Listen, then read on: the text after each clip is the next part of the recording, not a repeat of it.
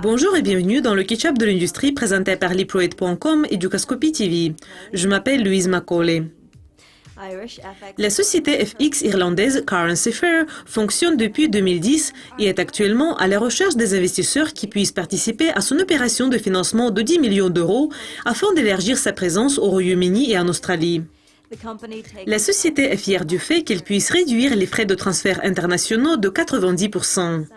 Les banques facturent généralement près de 3% de commission du montant total transféré, tandis que Currency Fair prélève seulement 0,3%. Elle peut se permettre d'imposer les frais plus bas parce qu'il n'y a pas d'intermédiaire impliqué dans la transaction. Jusqu'à présent, la société a changé 1,7 milliard d'euros pour ses clients. Et si le projet est mis en œuvre en Australie, Currency Fair va entrer dans un marché d'échange énorme.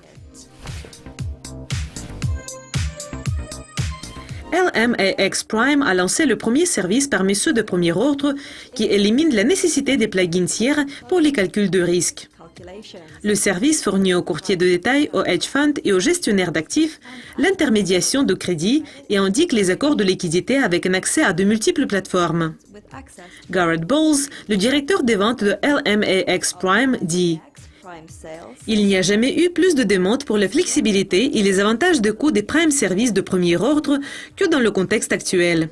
LMAX Exchange est parfaitement positionné pour connecter les traders avec les lignes de crédit nécessaires et la liquidité dans plusieurs lieux d'exécution. » Fordham Investments Limited, qui est le client de LMAX Prime, fait l'éloge de la société en déclarant « Nous avons été séduits par la souplesse de la mise en place et une large gamme de liquidités que LMAX Prime peut fournir. »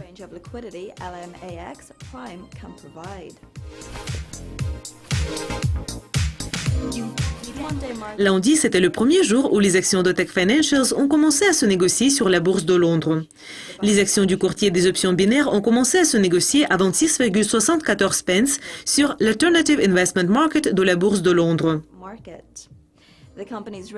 Les revenus de la société se sont élevés à 7 millions de dollars au premier semestre de 2014, dont 3 millions proviennent de l'activité de la plateforme et 4 millions constituent sa marque binaire Option Fair.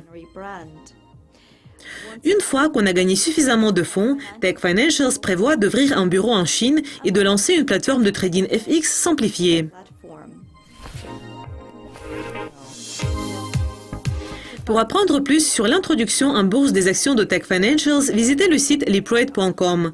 Et rejoignez-nous demain lorsque ma collègue Jessica Volker va vous présenter plus de nouvelles de l'industrie. Mais pour le moment, au revoir.